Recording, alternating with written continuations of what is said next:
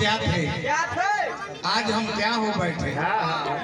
जिंदगी के तलाश में हम जिंदगी से हाथ धो बैठे। पढ़ाने में जिनको जमाने लगे हैं वही आज मुझको सिखाने लगे हैं। जिनको सिखाया कि चलना संभल संभल कर वो हवा में कबूतर उड़ाने। अभी पेड़ पर चार दाने लगे हैं, चारों तरफ से निशाने लगे हैं। अरविंद बाबू पढ़ने पढ़ाने का माहौल कहाँ है? किताबों में खत आने जाए। एक घड़ी वीडियो कॉल चलता।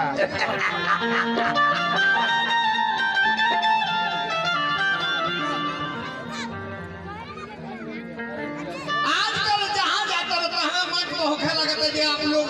अश्लीलता से परे रहिए। अरे अश्लील का नहीं लना हमने कहेंगे लौकत रखत का करत तो कबो लोग झोंक हो जाला तो गोला को नहीं तो मैं का फुहर का चैनल वाला भाई लोग निमन का ना डाली वो मैं का बोर के लेके डाल दी। आ जितना देरी हमने का कथा प्रसंग गाई ले जा कुछ ना डाल जितना फुहर बात बा तो करे के डाल दे ते में दोस्त के करबा बिना ही दोस्त कोनो अरे गाए अगवैया के सारा दोष समय के बाद गायक दोषी नहीं थे, लेखक दोषी नहीं थे, श्रोता भी दोषी नहीं थे। के बाद समय हो तो सारा दोष है भाई जी ये समैया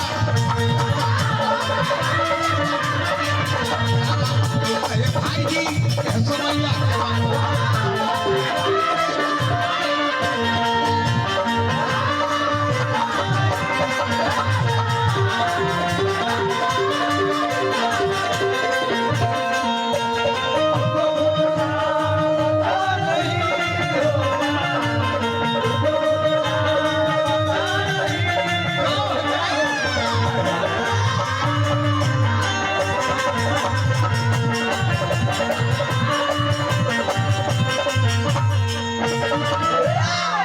अभी जो पुरस्कार दे रहा बानी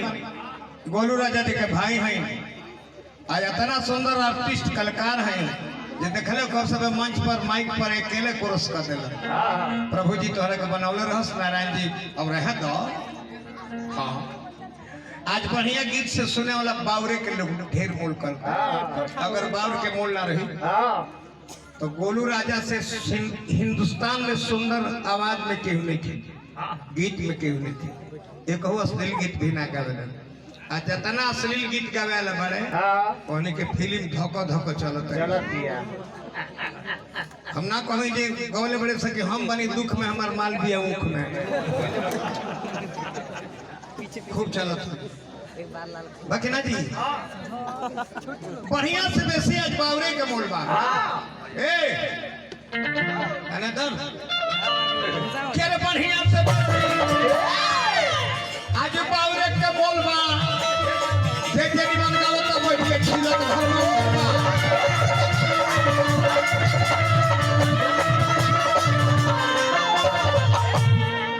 निमन गीत गावेला भरत शर्मा, पुलिस राय जी, जयल ठाकुर, देव कुमार सिंह, मुन्ना सिंह इस जमाना के हिट कलाकार का है तो जब वो है दहिया भी जीते भी है तो कहे नहीं खेलू मार्केट में फुहरे गीत के श्रोता नहीं खन समय हो कि नहीं दोस्त है गवैया के बाद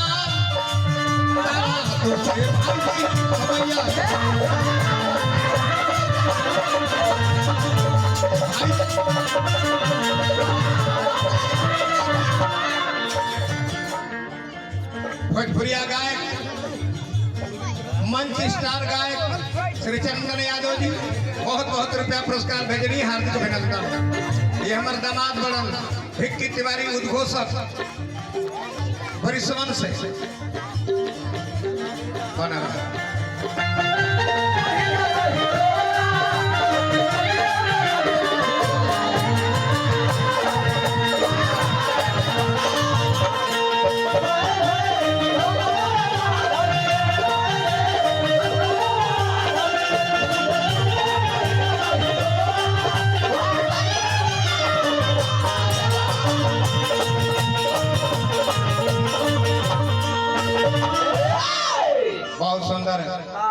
अभियंता जी अपने के इशारा करते रहे कि उनका के डालनी तो हमरो के डाली तो हम तारे के पहले ही कहले भाई जब एगो फुहर बोल बनू तो हम जवाब ना बे तारे के मौले डाल के स्वागत लही गाड़ी देखे ना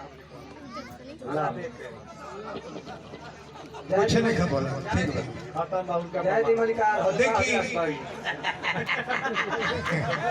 हमरा के देखाओ तारे एक जना हो बबुआ की एक घड़ी जीत भइल बड़े भैया भाई हमेशा केहू पुरान होला केहू नया बनेला इ तो संसार प्रकृति के नियम बा भगवान उनका का आशीर्वाद देते हैं जी खूब हमरो सोचा चल जा तहरा से मैंने अभी बड़े बाकी हमारी से नहीं खाओ भगवान नारायण जी उनका कृपा करके खूब सुंदर कलाकार बना के ना पूरी भोजपुरी जगत में इनका नाम लोग जाने लगो अभी अधवे जानत होइलू हमार तो कहिए बढ़ल बा ए लोग के फैलत नमावा भाई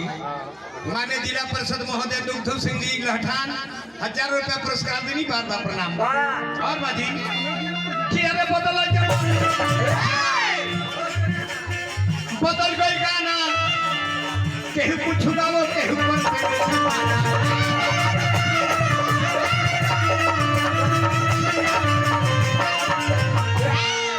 रह तो छोटू तू धारा धारा धारा बना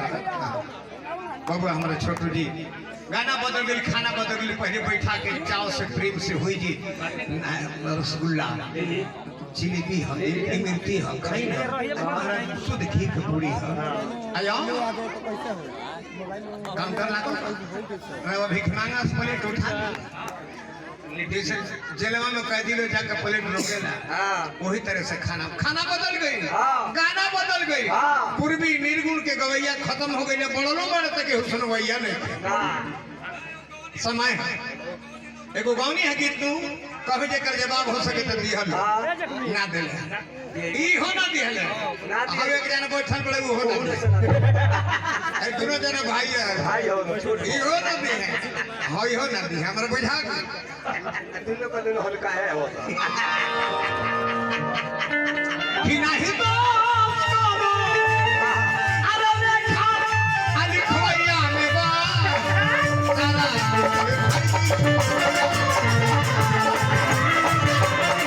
भाई की समैया बाबा बाबा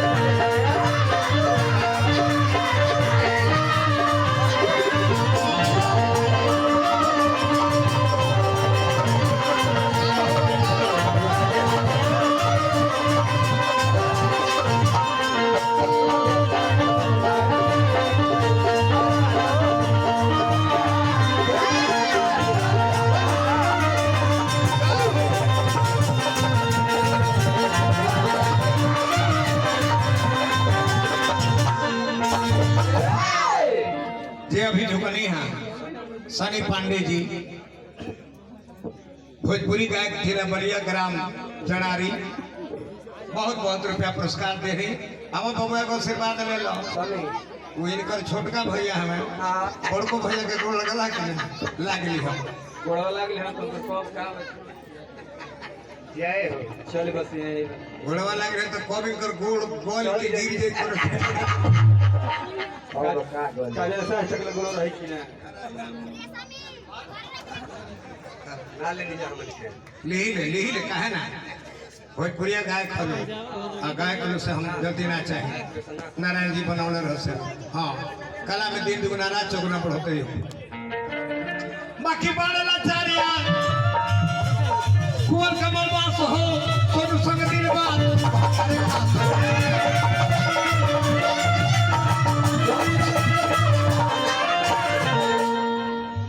मैं कहे पना कहे दो जन कहे के मैं कहे कहे दो का कान बास है आज लो दोनों भाई है क्या भाई एक तरह को लड़का अपन माई के दूध पिए आ सहलोलई में माई ले तबाल दी महतरिया हंसे महतरिया हंसे जे हमार बाबू ए बाप एकरे के पियो पियो आ पी के जियो जियो न तो जन्म भर तार बाबू कबर ले उनका से ना कबर दे तारा से कबर